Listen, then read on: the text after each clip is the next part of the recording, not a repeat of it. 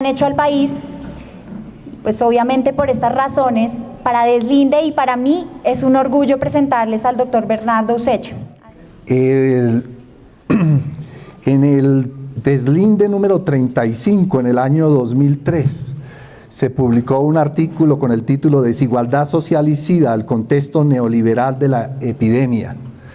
En ese artículo planteamos, junto con la profesora Amalia Cabezas de la Universidad de California, planteamos las tesis básicas que hoy vamos a recordar aquí y a señalar allí, y que básicamente tienen que ver con que no se puede hacer la historia de la epidemia del VIH-Sida sin entender el contexto social, económico, político.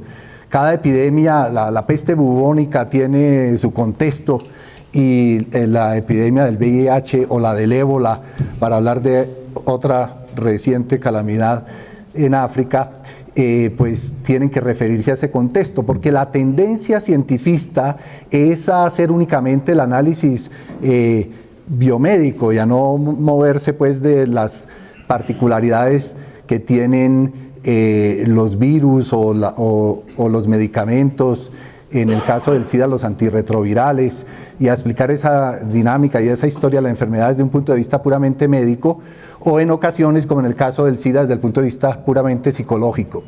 Entonces yo lo que voy a plantear en esta charla son dos grandes temas. Uno, desde ese ángulo, y en el sentido en que el SIDA, la epidemia del SIDA va paralela perfectamente a este periodo de neoliberalismo, aparecen en la misma época y llevan el ritmo y llevan el paso hasta ahora. Entonces, desde esa óptica voy a plantear dos cosas. La primera, cómo ha impactado la epidemia el desarrollo de la ciencia y de la investigación científica.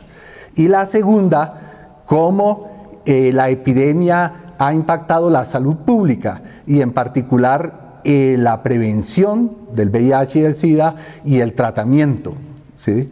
Y voy a tratar luego de hacer unas conclusiones donde infiero pues de lo que se haya planteado, que es básicamente todo sobre la forma como se ha desarrollado esto en Estados Unidos, pero quiero hacer una inferencia a Colombia y sacar algunas lecciones prácticas para nosotros, porque estamos en un momento en que hay una crisis también de la investigación científica en Colombia. Colciencias tiene un problema, la política de Santos está golpeando la investigación básica, etcétera, y creámoslo o no, el manejo del SIDA y la forma como se ha hecho investigación en SIDA ha contribuido a que se elaboren esos principios de cómo se debe hacer ciencia en el neoliberalismo, que son los que hoy estamos copiando. Y lo mismo, el Plan Decenal de Salud Pública del gobierno habla de una serie de aspectos como este, de la determinación social de las enfermedades y de la salud, pero vamos a ver también en esas conclusiones que se queda en el papel y no tiene realmente, no se convierte en la fuerza transformadora que permita atender las necesidades de salud de la población. Bien, entonces el primer tema es el del neoliberalismo, la ciencia, la investigación científica y la epidemia del SIDA. La conferencia se llama Los 33 años de la epidemia porque el 5 de junio de 1981, como seguramente muchos de ustedes recuerdan o conocen, se publicaron los primeros 5 casos de personas que presentaban un cuadro clínico muy particular, que era un tipo de neumonía, la neumocistis carini. Eran hombres gay, todos del área de Los Ángeles, en California, y lo curioso era que previamente tenían buena salud y de pronto aparecen con esta enfermedad que solo ocurre cuando el sistema inmunológico está deprimido, está supremamente golpeado. Y este cuadro, después, meses después, aparecieron ya el reporte sobre otros 26 casos ya en varias ciudades norteamericanas, donde se presentaba no solo el cuadro de la neumonía, sino otra enfermedad rarísima, el sarcoma de Kaposi, que es un cáncer de la piel, que igualmente solo se presenta en personas que tienen problemas inmunológicos severos. Entonces, a partir de allí, de ese año 81 hasta hoy, hay 33 años. Hoy se habla de 40 millones, no sé cuántos millones de personas infectadas por el virus del SIDA. Y entonces, el primer problema que se discutió fue el problema, bueno, ¿cuál es la causa de estos cuadros? ¿Qué es? ¿Es esto una nueva enfermedad? ¿Y cuál es el agente causal? ¿Y cómo se transmite? Etcétera, etcétera. Pero antes de hablar del descubrimiento del virus del SIDA, brevemente, y el impacto sobre la ciencia, quiero dar un antecedente, y es que en Estados Unidos, ya desde el gobierno de Richard Nixon, y más concretamente en el año 1971, el gobierno norteamericano le había declarado la guerra al cáncer. Lo que ocurrió fue que se invirtieron unas cantidades astronómicas de dinero en investigación, pero realmente lo que ocurrió fue que se transformó la manera de hacer investigación porque se conectó a las compañías farmacéuticas con los centros de investigación como los Centros Nacionales de Salud y el Centro Nacional del Cáncer en Estados Unidos, y empezaron a crearse condiciones donde de verdad no se atacaba el cáncer en sí mismo, sino que se invertía dinero en desarrollar pruebas diagnósticas y en ojalá encontrar la bala mágica que curara el cáncer, pero con una perspectiva de la rentabilidad, de la economía. Y entonces se ligaron las universidades norteamericanas a los centros de investigación que financiaba el gobierno, a las compañías farmacéuticas y a otras compañías, y ese triángulo es el que se ha venido desarrollando dentro del neoliberalismo hasta hoy, y ese es el origen incluso de la política de Santos ahora de vincular, o la manera como se concibe que se vincule la empresa con los centros de investigación, con las universidades, con la innovación, pero siempre una innovación orientada únicamente a lo que va a ser más rentable y a lo que va a desarrollar a las empresas transnacionales y no a lo que más se necesita. En el caso del cáncer, por ejemplo, de ahí salieron pruebas diagnósticas y se generalizaron cosas como las mamografías para el cáncer de mama, que hoy, 40 y pico de años después, o los años que sean desde que empezaron a utilizarse, hay serias dudas en los estudios que se han hecho de que realmente tengan una eficacia y ayuden a detectar el cáncer más temprano o no. Entonces hubo ese antecedente y no se tocaron las causas reales del cáncer. Por ejemplo, se sabía que ya había evidencia desde el 40 de que fumar y el cigarrillo y la nicotina estaba asociada al cáncer de los pulmones. Habían estudios experimentales, habían estudios correlacionales, había toda una historia. Sin embargo, las transnacionales y el gobierno norteamericano guardaron silencio sobre eso, pero sí se planteaban entonces campañas para dejar de fumar, o se buscaba atacar el cáncer de pulmón de otras maneras. Ese fue el antecedente. Ahora, el 24 de abril de 1984, Margaret Heckler, que era la secretaria, es decir, la ministra de Salud de Estados Unidos durante la presidencia de Ronald Reagan, anunció, y ustedes lo pueden ver en YouTube, con voz entrecortada, temblorosa, ¿sí?, en una intempestiva rueda de prensa, que se había descubierto la causa del SIDA y que eso se debía gracias al doctor Robert Gallo, que estaba allí parado al lado de ella, ¿cierto? Es decir, los investigadores norteamericanos habían en 3 años, desde que apareció lo que hoy se conoce como el SIDA, hasta ese momento habían descubierto la causa del SIDA, y que esa causa era un virus, el virus de inmunodeficiencia humana, ¿sí? Curiosamente, Galo, bueno, él tenía las credenciales académicas para haber hecho un descubrimiento tal, porque él había estado estudiando, investigando los retrovirus, que son unos virus particulares que estaban asociados con cáncer. Se había formado en ese periodo anterior del que hablamos hace un momento. Y pues podía, si la causa del SIDA era un retrovirus, pues él era uno de los que podía haberlo descubierto. Pero curiosamente no había publicado nada hasta ese momento, ¿sí? Por el contrario, en 1983, un año antes, el Luc Montagnier del Instituto Pasteur en París y su grupo de investigaciones habían aislado un virus que creían estaba asociado al SIDA, y habían hecho una primera publicación y habían enviado muestras de ese virus al Instituto Nacional de Cáncer donde trabajaba Robert Gallo, ¿sí? Para que discutiera, pues eran los otros expertos y para que pudieran dar su opinión, ¿sí? El artículo de Gallo aparece después de esta presentación en sociedad de ser como el descubridor. Los científicos franceses habían ya hecho una solicitud de patente para la prueba de ELISA, que es la prueba diagnóstica para los anticuerpos del SIDA, y entonces entran en un conflicto.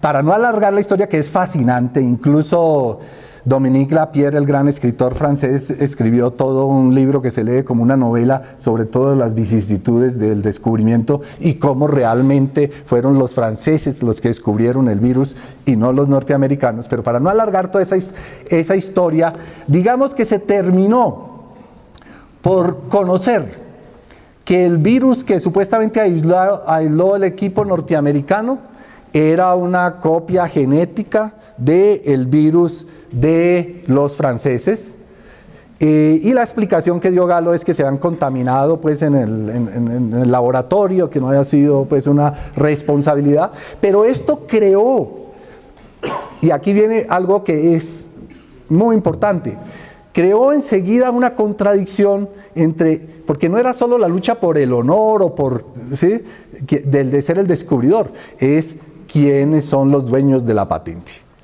Hoy se hacen millones de pruebas diarias o semanales en el mundo para ver si hay una persona que tiene VIH. Cada vez que se hace esa prueba, hay regalías de esa prueba para quien tenga la patente, ¿sí?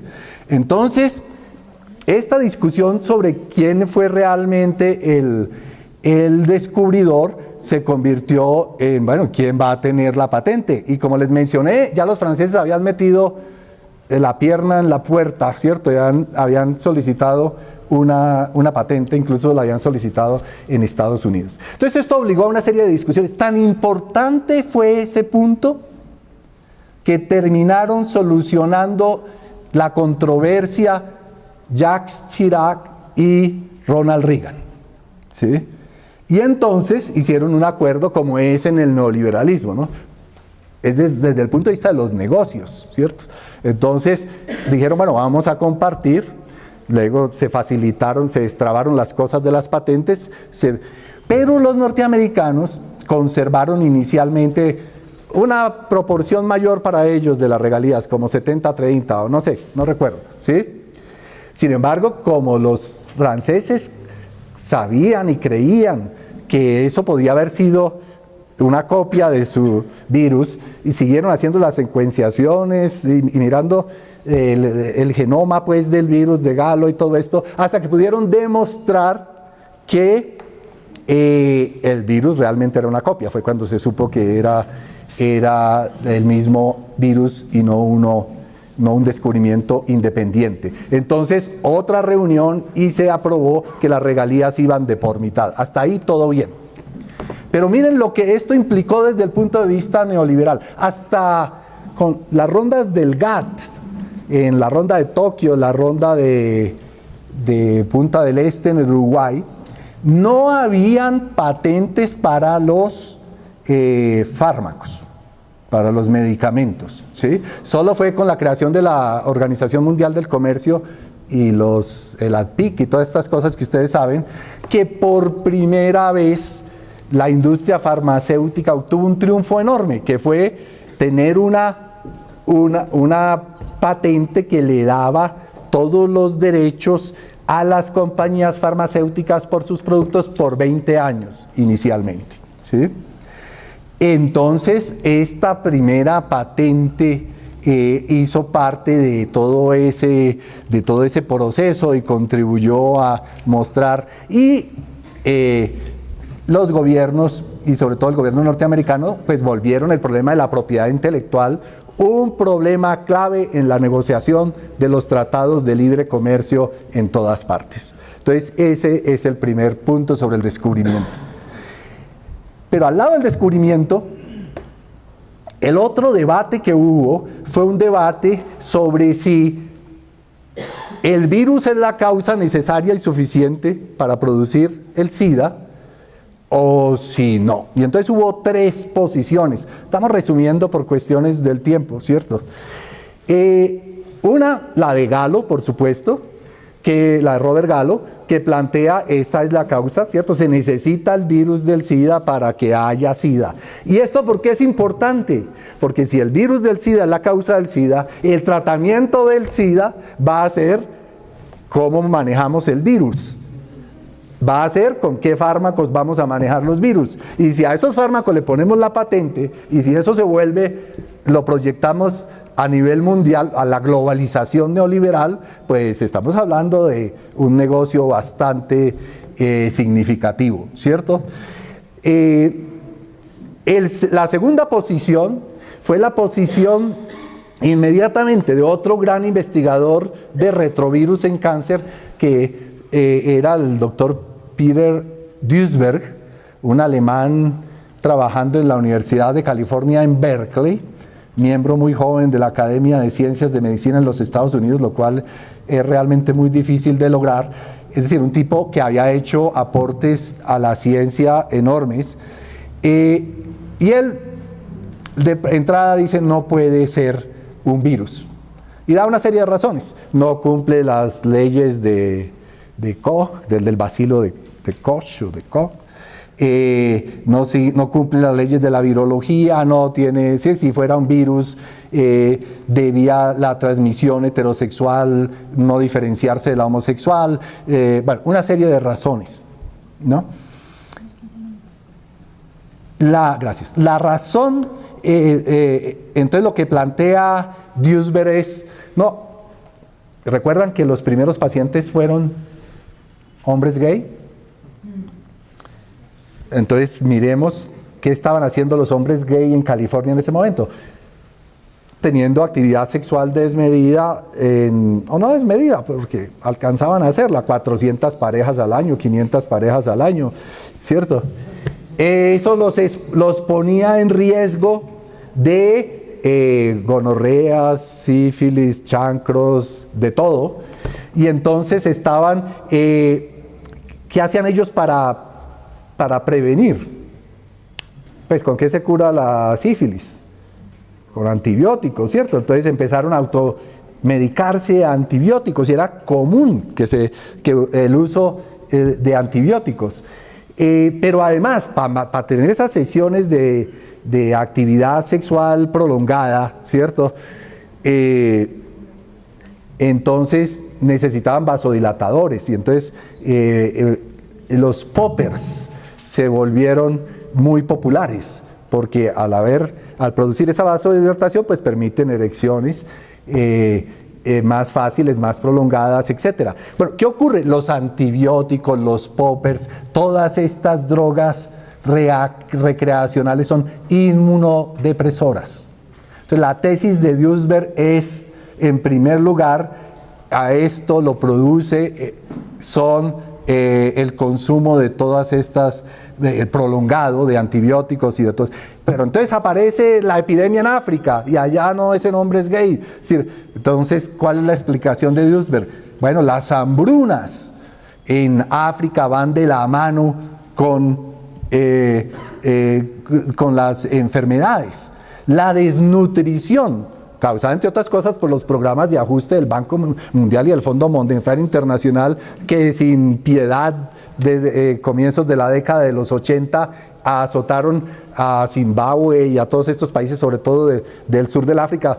Yo he hecho unas curvas de la expectativa de vida durante estas épocas, combinando las variables pues, de ajuste económico, etcétera, y baja, digamos, en un país de 60 años a 48 años, y este es el periodo de la desnutrición, por definición, es inmunosupresión también. Entonces, este es resumido el punto de vista de Duesberg, que se opone a esto.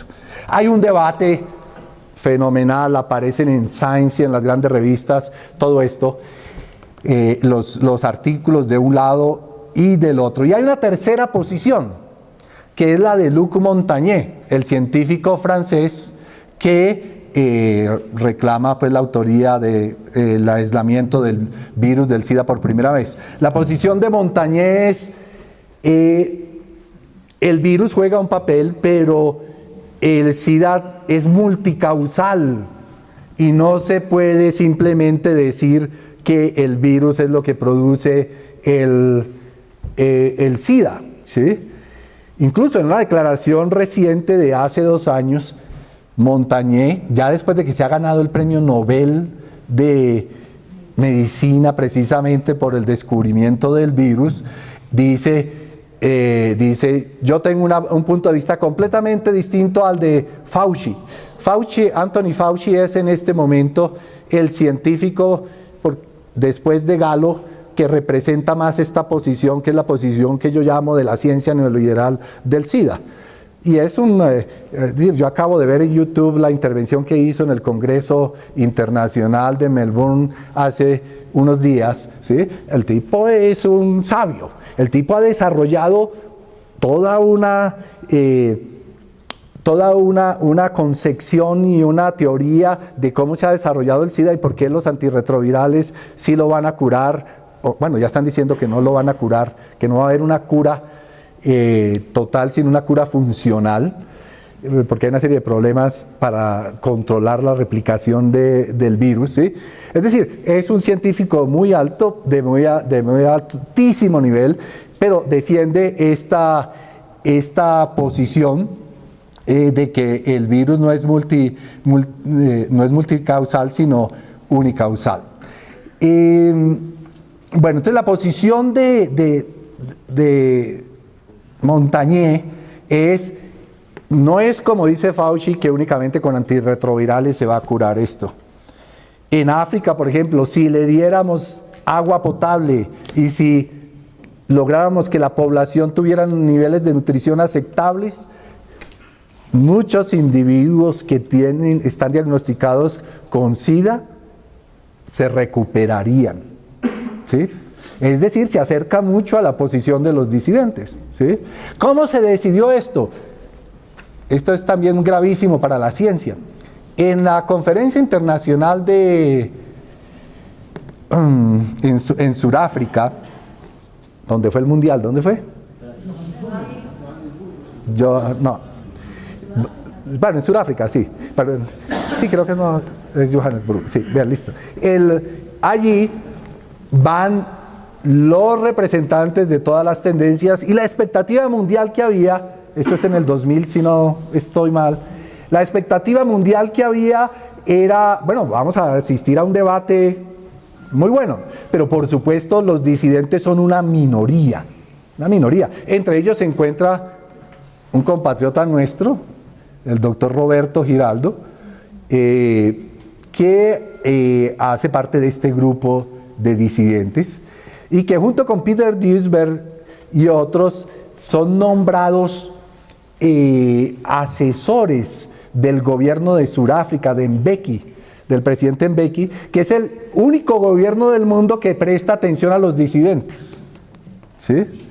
Entonces todo el mundo va allí y cuando va a haber debate, los de la mayoría, Fauci y todos estos, dicen, no, aquí no vamos a discutir. Pues yo estoy haciendo coloquial la cosa, ¿no? Pues lo que hay aquí es que más o menos es como votar, ¿no? Pues quienes pasemos una declaración, quienes están de acuerdo con que el virus es la causa, con que se deben entonces, ya habían aparecido los retrovirales, esa es otra historia, los medicamentos del SIDA, y ahí la industria farmacéutica sí, que tiene cosas que explicar también.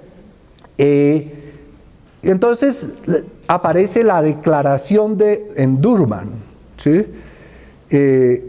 Y entonces apabullan a la minoría y a partir de ese momento hasta esa es, digamos, la política oficial. ¿Cuál es la conclusión que yo saco respecto a la ciencia? ¿Sí? Se violan todos los principios de lo que es el avance del conocimiento científico, ¿sí? Del derecho por definición, los científicos interrogan, ¿sí? Cuestionan, no aceptan. Todos, ¿sí? Pero el poder económico y político, pues siempre ha impuesto. Recordemos el caso de Miguel de Servet, o recordemos el caso más conocido de Galileo, ¿cierto? Que a Galileo hasta lo iban a quemar y cuando ya le empezó el calorcito a entrar ¿cierto? Por entre las piernas, dijo, no, ustedes tienen la razón, ¿cierto? La Tierra, el Sol gira alrededor de la Tierra, ¿sí? Entonces, hay algo básico en la ciencia que es esa confrontación, sobre todo cuando hay lagunas en el conocimiento, porque si hay leyes muy establecidas, pero ni aún así, las leyes de Newton funcionan, pero son superadas cuando, sí, la gravedad es distinta cuando atraviesa los campos gravitacionales, y entonces la teoría de la relatividad es otra cosa, ¿sí? No, esto lo resuelven de una manera, digamos, burocrática, matoneando a los otros científicos y establecen La respuesta hoy en día es que Roberto Giraldo, Duisberg y todos estos son negacionistas, que niegan la realidad de que el virus del SIDA es la causa única del SIDA, ¿sí? Bien, entonces esa es la conclusión sobre digamos, cómo no se debe hacer ciencia, ¿sí? Y entonces si juntamos lo de las patentes con este estilo, nos encontramos con que la visión neoliberal de la ciencia solo se investiga aquello que sea rentable para las transnacionales, no más. Las patentes se convierten en una barrera, lo dice Stiglitz, ¿sí? Las patentes se convierten en una barrera porque el que tiene la patente puede que no continúe investigando todo, pero ya nadie más se pudo meter en esa área de investigación a continuar el desarrollo del conocimiento porque eso está protegido por una patente, ¿sí? Entonces es gravísimo. Y paso al segundo punto, que es el de la salud pública.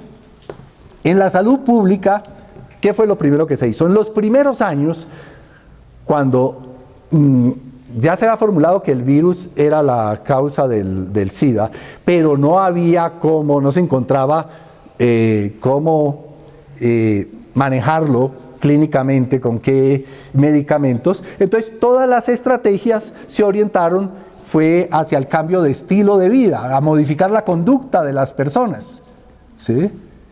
Y allí hubo avances muy importantes. El condón que el que se haya generalizado, el que haya dejado de ser una barrera para regular la función reproductora y se haya convertido en una barrera para garantizar el placer, cuando se había pensado que hombres fornicando con hombres iban a utilizar condones, ¿cierto? Pues sí, no podía quedar embarazado el paciente, ¿cierto? Entonces, el condón es esa generalización del condón y su eficacia demostrada una y otra vez en el 98%, pero es que es casi más seguro que volar en avión, ¿sí? Recuerden que Assange, el de Wikileaks, no lo tienen por haber divulgado pues la información. Él está en la embajada del Ecuador en Londres porque lo tienen acusado de haber tenido actividad sexual con 2 suecas sin condón, y como tuvo con las 2 sin condón, arriesgó a que transmitirles una infección de transmisión sexual, y la ley sueca dice que el condón debe ser lo más común, ¿cierto? Es decir, parte de las buenas maneras, de las buenas costumbres, ¿cierto? De la buena educación, ¿sí? Entonces hubo cosas muy importantes. La comunidad gay en San Francisco, eso no controló la epidemia porque las cifras siguieron, ¿cierto? Pero, por ejemplo, la comunidad gay hizo aportes en cómo erotizar el condón, ¿cierto? Es decir, cómo volverlo no un dolor de cabeza porque pierdo la erección mientras encuentro cuál es el lado correcto para colocar. Ah, les ha pasado, ¿no? Entonces, hicieron aportes, pero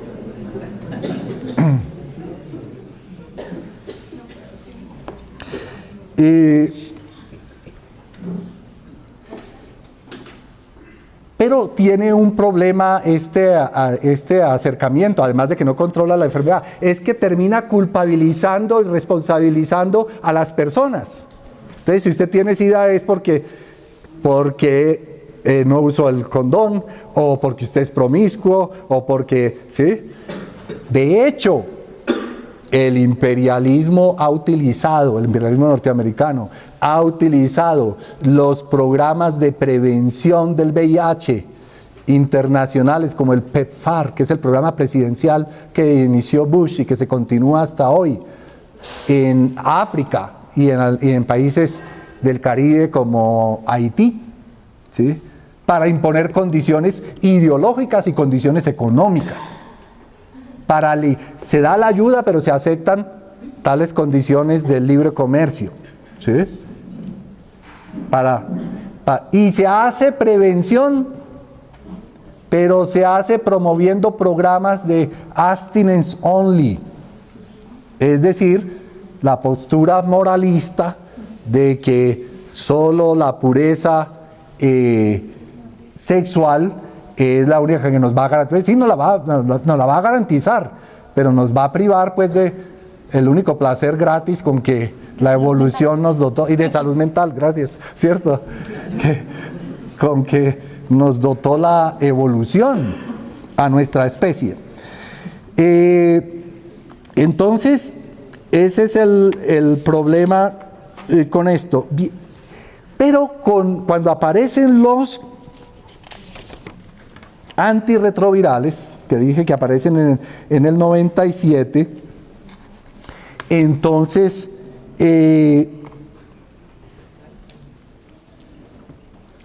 dentro de la globalización viral, el Banco Mundial y las organizaciones internacionales empiezan a desarrollar campañas para promover a tantos millones de SIDA. El neoliberalismo crea una paradoja, y es que empobrece con los programas de ajuste y con lo que imponen, empobrece a la gran mayoría de la población.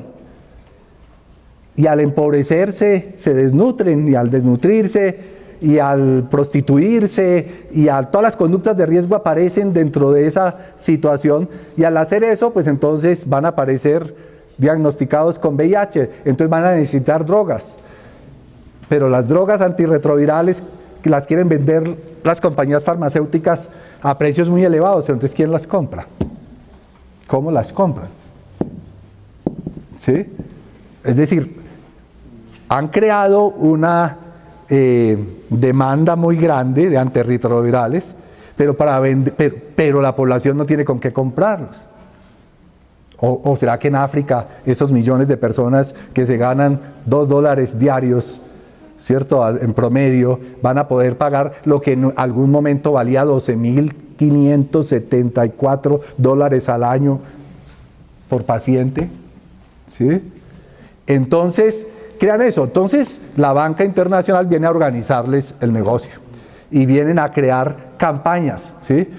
Yo solo voy a referirme a una campaña, la llamaron la campaña 3x5, que quería decir 3 nuevos millones de personas en antirretrovirales para el año 2005, y estaban como en el año 2002, creo, ¿sí?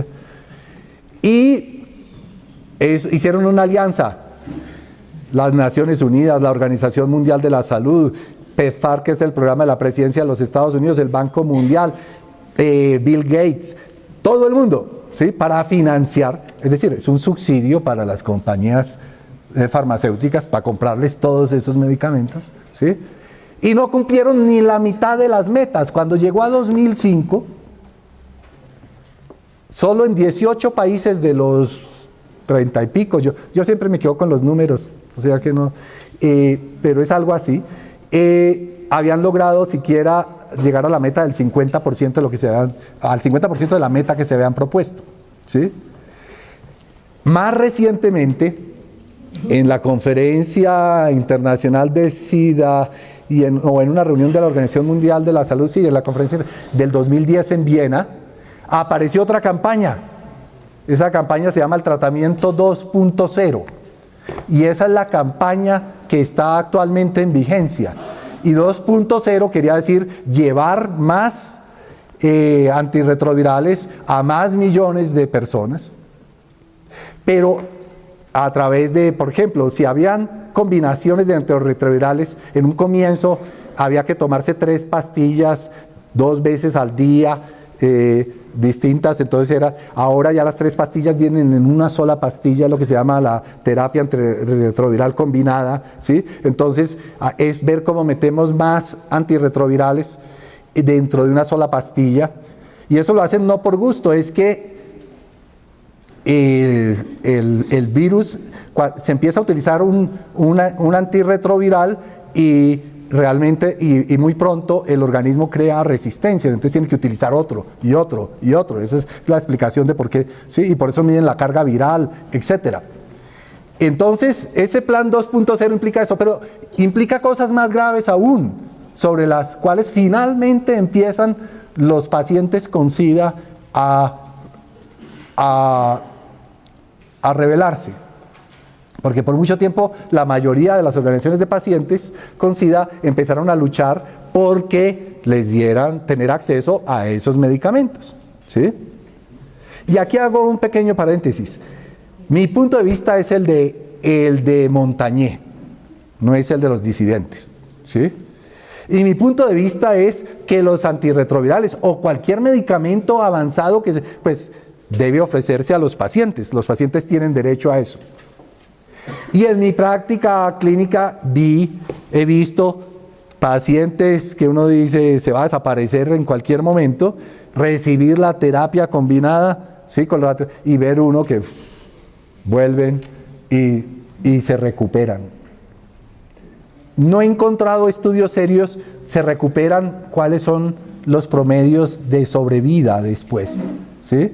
Porque la toxicidad de estos medicamentos, de estos antirretrovirales es altísima, ¿sí? Y tiene una serie de problemas secundarios muy grandes. Pero quiero decir, creo en que se deben utilizar también los medicamentos. Pero es que ahora se dice, los antirretrovirales deben ser no solo el tratamiento para la persona que está infectada con el virus, sino los retrovirales ahora hay que darlos como prevención.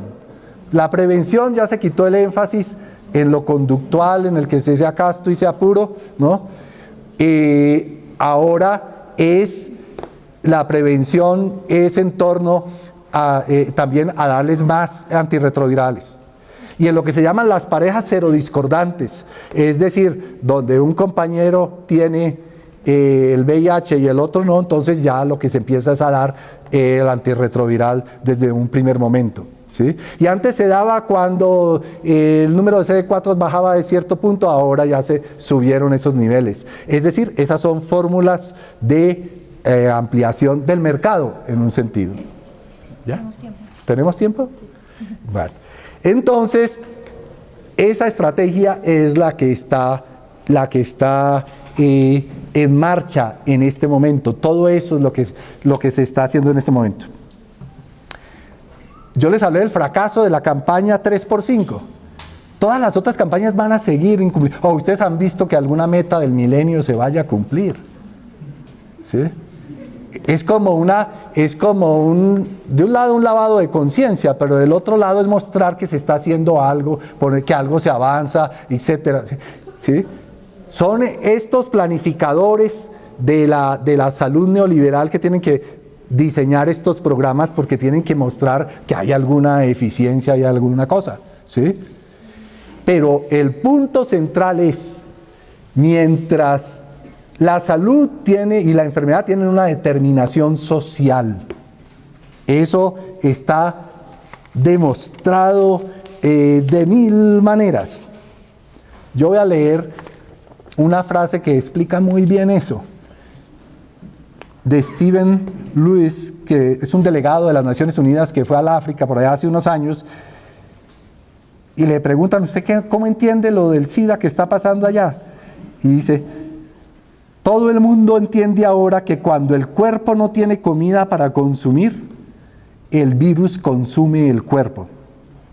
Y que lo que está ocurriendo, por supuesto, es que con sus sistemas inmunológicos debilitados por la falta de comida, el progreso de la enfermedad es mucho más rápido y las personas están muriendo en más corto tiempo, ¿sí? Entonces, esa es otra manera de decir lo siguiente. Es una farsa decirnos que brindándole acceso universal a los antirretrovirales a todos los pacientes, vamos a controlar la epidemia.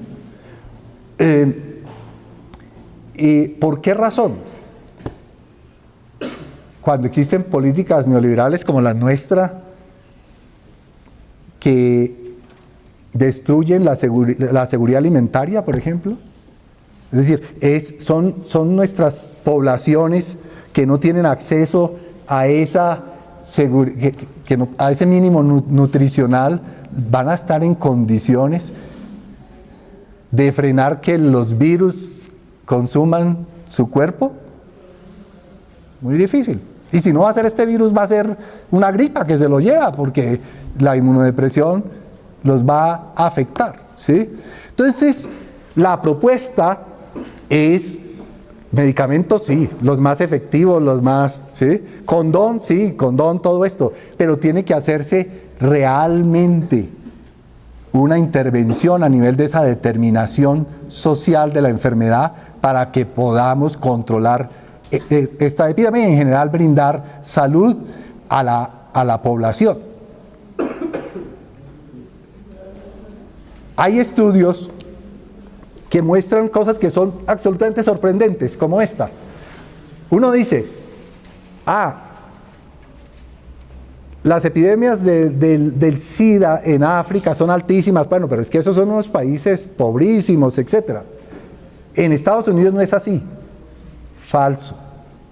Hoy existe evidencia en cuanto que en las áreas de pobreza de las ciudades norteamericanas, la prevalencia de SIDA es igual a la de Burundi, Haití. Hay estadísticas. Yo, pues, si hubiera presentado diapositivas, estarían las tablas y las gráficas, ¿sí? Pero existe la evidencia, ¿sí? Igual, 2% o más de la población en esas áreas de pobreza. En Estados Unidos se ha demostrado. Estados Unidos es el único país que no presenta los datos epidemiológicos por clase social como en todo el mundo, sino por etnia. Porque ellos dicen, en Estados Unidos se dice que ya desaparecieron las clases sociales, una democracia muy igualitaria, ¿cierto? Entonces los problemas es entre los negros, los latinos, los blancos y los asiáticos, ¿sí? Entonces, cuando se muestran las estadísticas a nivel nacional, los negros tienen una prevalencia muchísimo más alta, en segundo lugar los latinos, luego los blancos y finalmente los asiáticos.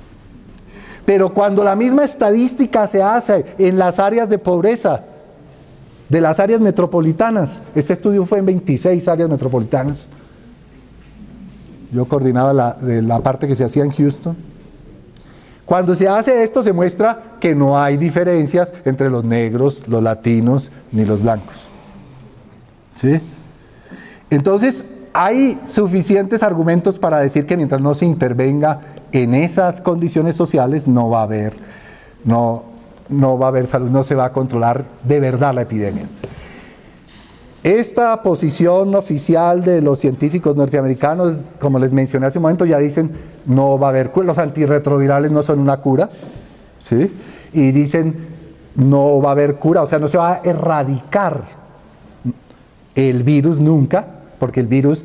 Entonces hay una serie de explicaciones, se oculta, ¿cierto? Se mimetiza dentro de tal cosa del núcleo de la célula, ¿sí? El reservorio, tal, no sé qué. No se va entonces, voilà, la medicación con antirretrovirales es para toda la vida.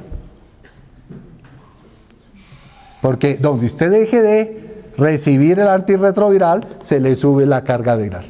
Entonces lo que hay que hacer es una cura a lo que aspiran ahora. Esto es lo de la última conferencia de Melbourne y lo que están diciendo Robert Gallo y Anthony Fauci este año. No, es que acabamos de descubrir que lo que va a haber es una cura funcional. O sea, la cura funcional de mantener muy bajitos e indetectables la carga viral, y entonces esa persona está bien, pero tenemos que darle antirretrovirales todo el tiempo, ¿sí? Entonces es el punto. Y las conclusiones.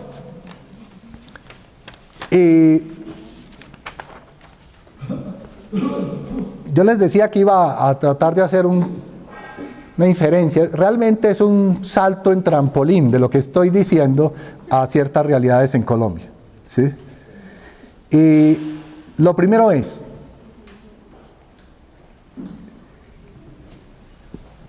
el desarrollo incipiente, débil de investigación científica en Colombia, en este momento está completamente amenazado por la política que impone Santos, que consiste, todos sabemos que hay una relación dialéctica entre la ciencia básica, la tecnología y la innovación, ¿sí?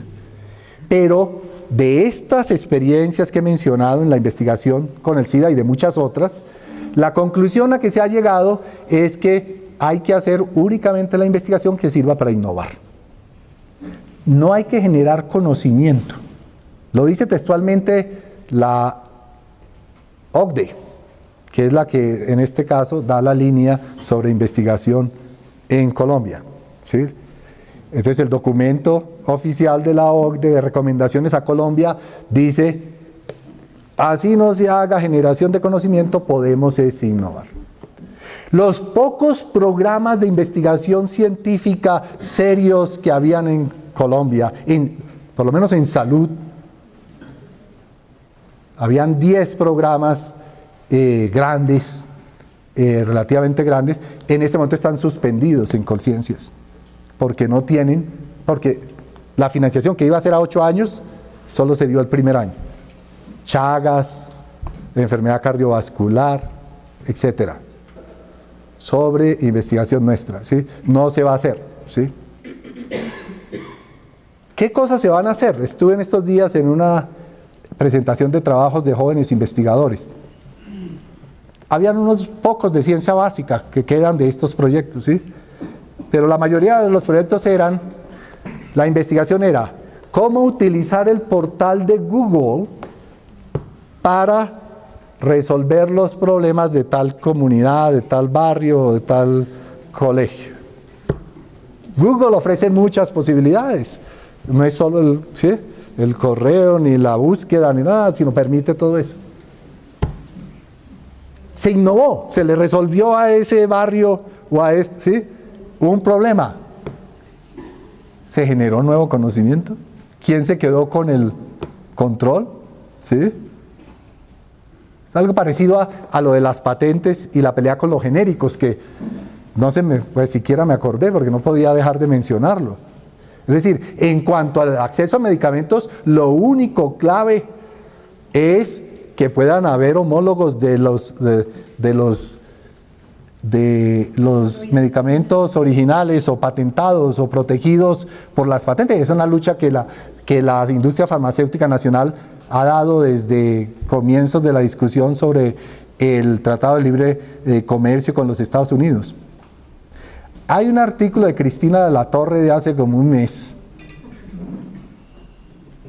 que ha escrito otros muy desafortunados, pero en este yo creo que hace un aporte a lo que se debe hacer en los medicamentos en Colombia. Dice, en una columna pues corta, dice lo que hay que hacer es compras masivas de medicamentos, ¿por qué? Porque eso abarata los, ¿cierto?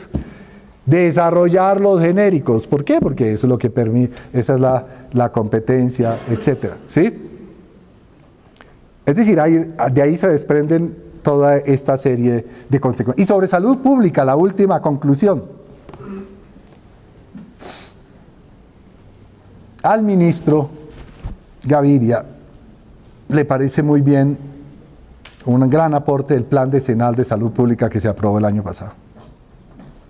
Una de las cosas que tiene el Plan de Salud Pública es que se habla de los determinantes sociales de la salud y que ese es el enfoque que se adopta. Y entonces quien esté al día pues y sepa que la OMS ha demostrado que eso es importante y tal, dice no, pues esto es, ¿cierto? Pero no miran la letra menuda y lo que dice el Plan Decenal de Salud Pública es